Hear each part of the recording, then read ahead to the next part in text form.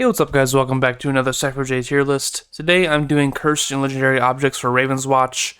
I was going to do something a little more fancy, but I just don't have the time to set all that up, so we'll save it for a future tier list. But I think this is fine, just doing some basic stuff here. We'll start with this big old stack of items. You can see I have a few here. They're kind of in reverse alphabetical order, but yeah, Vorpal Blade first. Now, Vorpal Blade has gone through some interesting ups and downs over the past few patches. I think it was considerably worse when the game ended with just the hand nightmare bosses. And now that we have Baba Yaga in the game, I think it has regained some stock. So, overall, it does depend on when you get it in terms of its efficiency and all that fun stuff. But overall, I'm going to say it's an A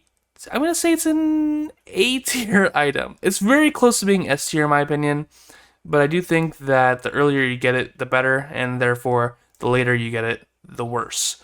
Not a bad item, even if you get it like your last legendary object in Baba Yaga's shop. If you get it there, it's still pretty good, but I'd still put it in A tier in that scenario. Just less useful, less efficient overall. Now, Witch's Broom is an item that I don't really take too often, mostly because I just don't care about the dash makes hero intangible.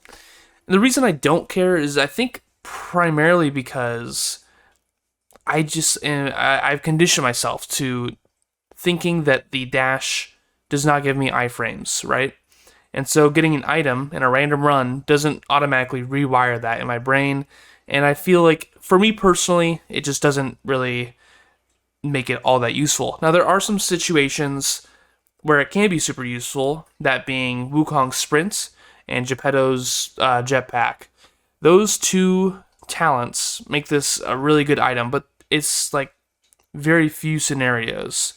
So, all in all, I'm going to put this in the C tier. Not a bad item, but me personally, I just don't really ever get much use out of it.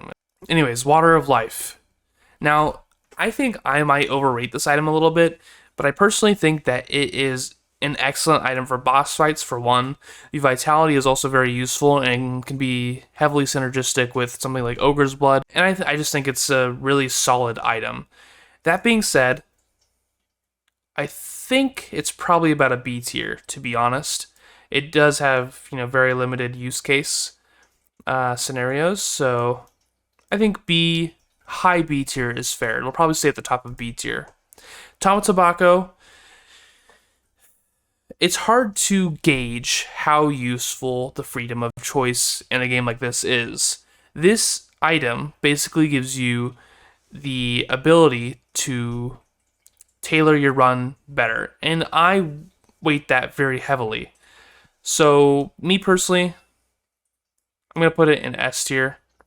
My first S tier of the video, and it's going to stay towards the bottom of S tier because I don't think it's crazy broken or anything. It's just really good and really useful.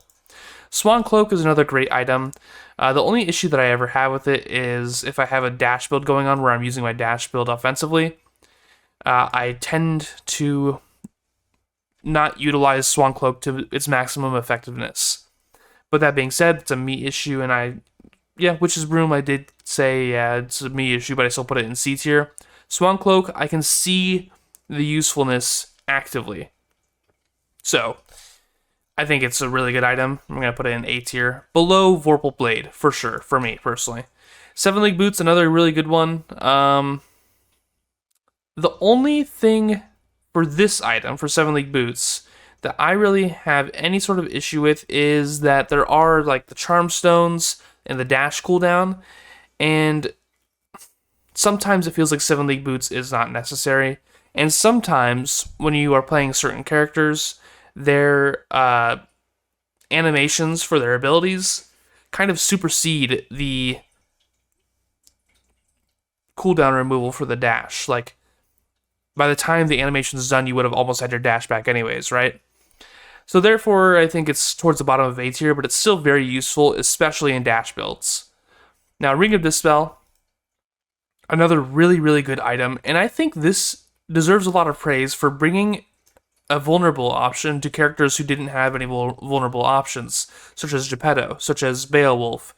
Um, I think it's a very, very, very good item, and I'm going to put it in A tier, towards the bottom still, but in A tier.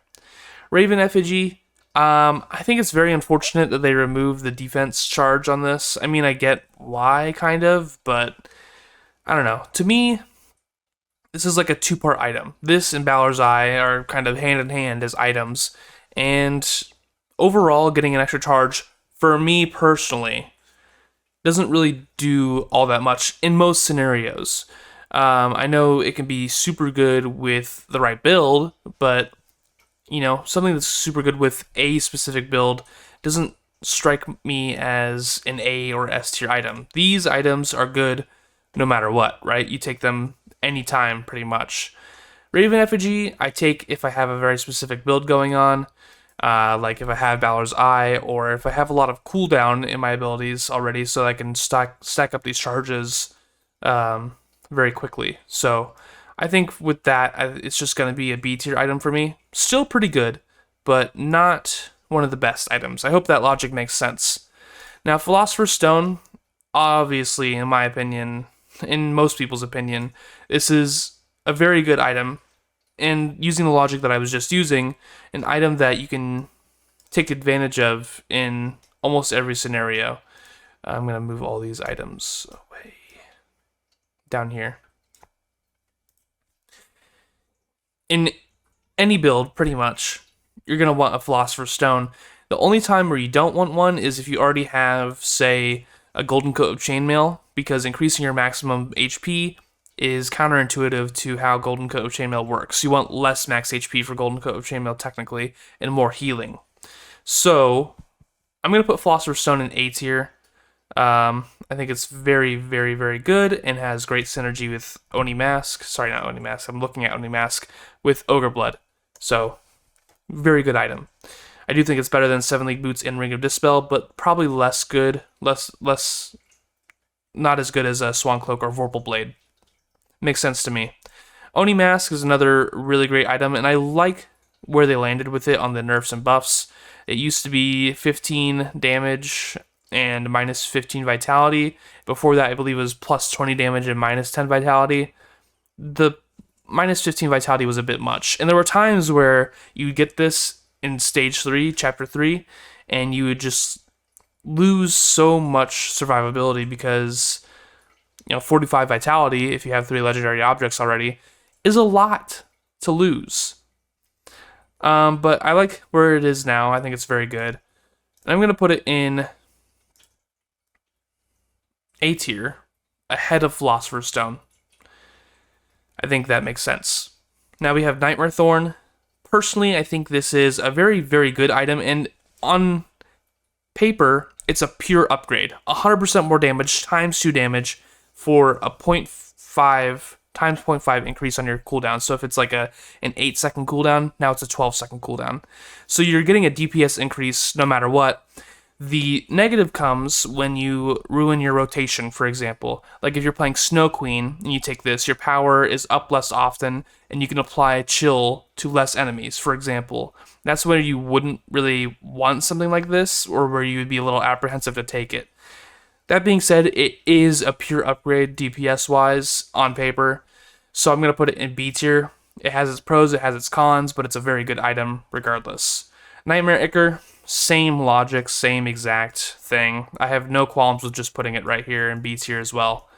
They are one and the same, they just affect different abilities.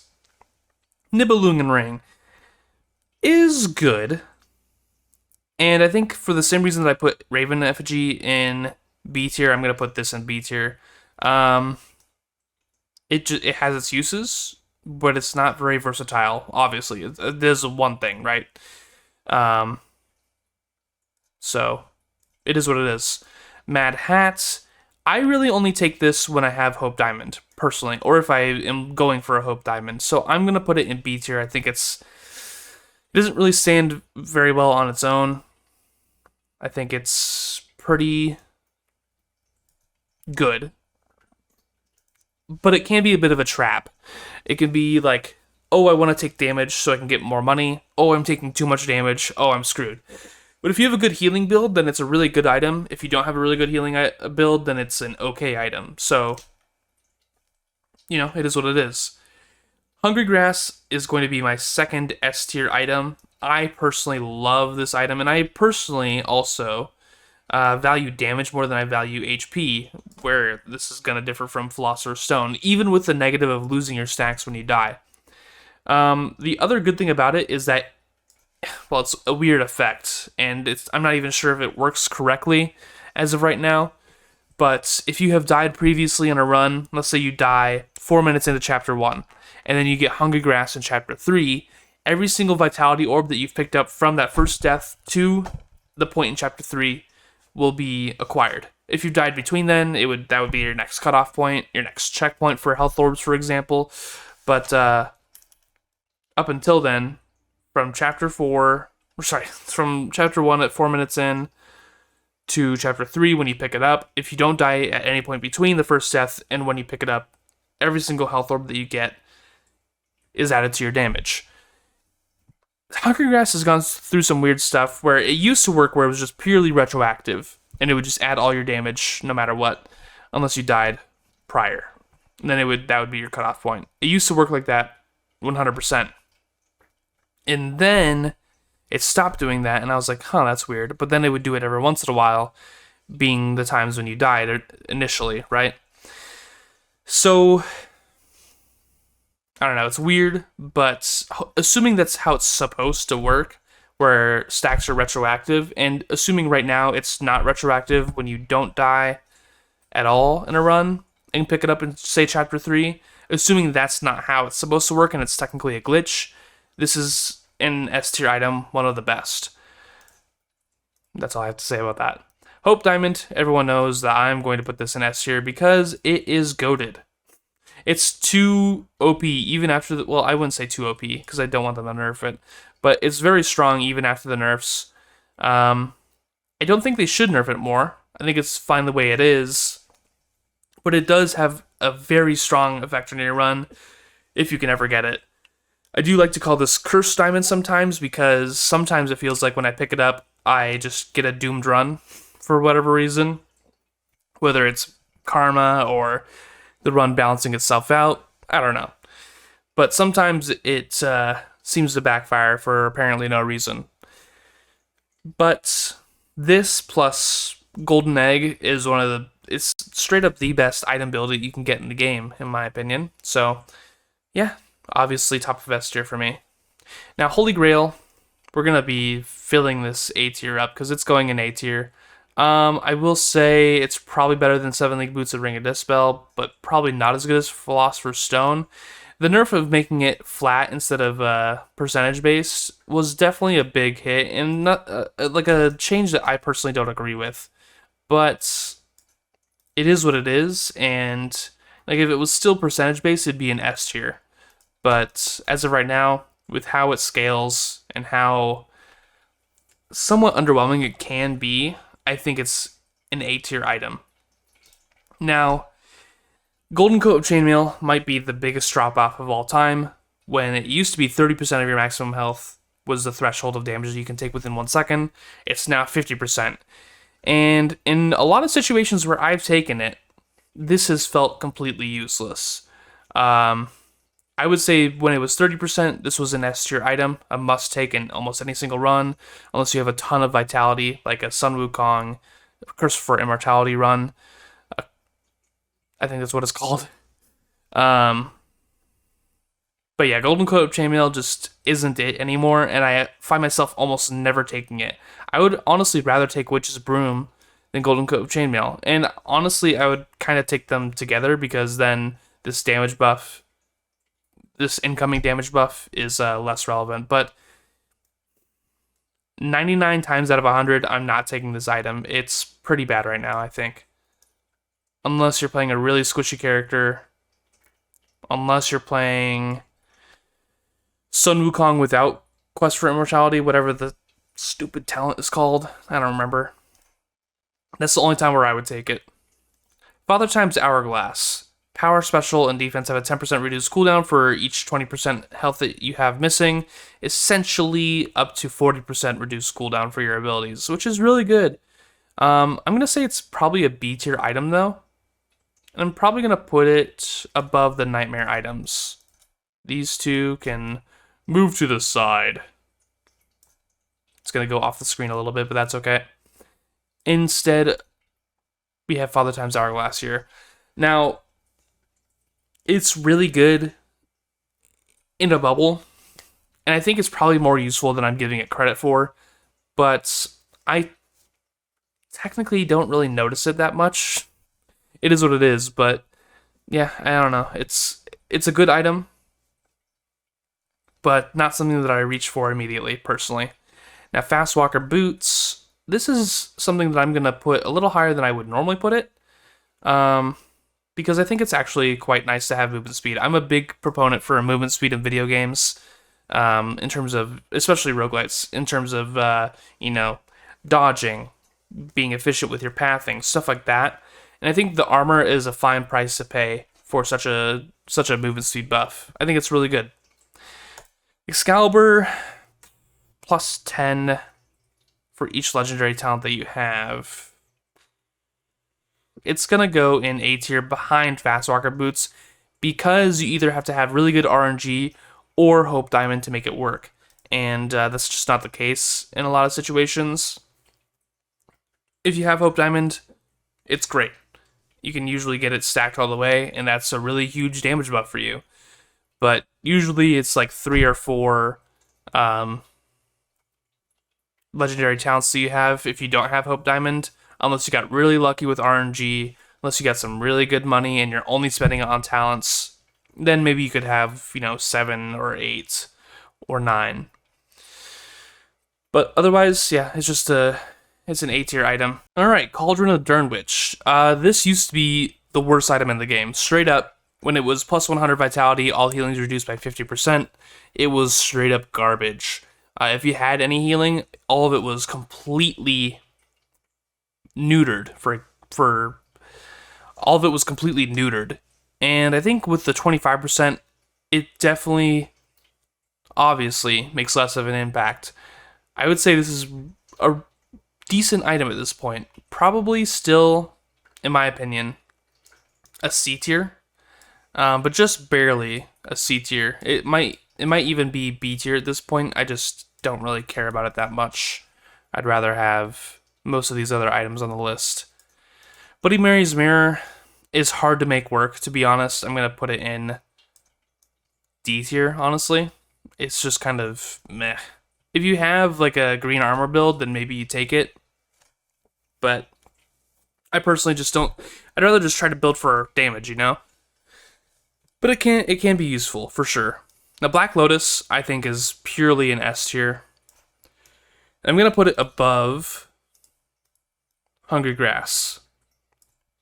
Reason being is that I think it gives you so much healing that it's almost unrivaled in terms of power.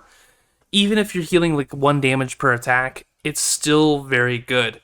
And if you think about it, if you're doing so little damage with your attacks that it does 1 damage, or 1 healing, I should say, then you're not doing much damage with your attacks, and you're getting a lot of attacks off. And therefore, you're still healing a lot, assuming you have attack speed, Some people used to be, or maybe still are, very against this item because healing orbs are nullified, and you lose out on that healing. But my argument is, you're not guaranteed healing orbs. You are guaranteed the healing on hit when you have Black Lotus. You could go like 20 enemies without getting a healing orb. If you don't have Black Lotus, no healing. If you do, that might be like plus 60 HP right there. And if you got 1 or 2, 3 if you're after chapter 1, health orbs in that time, it still wouldn't match up to Black Lotus. So, me personally, I think Black Lotus is very, very, very good. Now, Balor's Eye, I'm going to just give it the same usefulness, same rating as Raven Effigy. Like I said earlier, they are kind of hand-in-hand items. If you have one, you should have the other. If you don't have the other, then it's not that good. I would say Raven Effigy is more useful on its own, And I do like the way they've changed Balor's Eye here. And so, therefore, even though they are hand-in-hand items, they're going to be in the same tier, but they're not going to be the same, like, right next to each other, you know? Just because Valor's Eye needs more to be useful, and Raven Effigy is immediately useful. So, yeah. Given how this all looks, I'm actually going to move Vorpal Blade up a tier. Just put it at the bottom of S tier. Move all these to the side. And I think I'm happy with how this looks. Yeah. 5 S tier items, 8 A tier items, 8 B tier items, 2 C tier items, and 2 D tier items. I think that's pretty fair. I don't think many of the items in the Legendary and Curse category are bad. Obviously, some of the Curse items have their negative side effects, but none of them, aside from... No, none of them are bad. Aside from Golden Coat of Chainmail, I guess I should say. You know what? I'm going to put it at the bottom of D tier. Fuck Golden Coat of Chainmail. I hate it. Put a downfall. Anyways, let me know what your favorite items are or your least favorite. Maybe you hate Hope Diamond because you die and you lose all your money. That's completely fair. Maybe you hate... I'm trying to think of a reason to hate any of these things, man. Maybe you hate Philosopher's Stone because you like armor better than you like vitality. That's also fair. Let me know if you have any ideas for any curse or legendary objects you'd like to see in the game. But anyways, that's all for me. Thanks for watching, and stay tuned for the epic, rare, and common items tier list. I'm going to put all of those in one. It made sense to me to separate those from the legendary and curse objects. So, yeah, just keep an eye out for that, and I'll see you next time. Bye.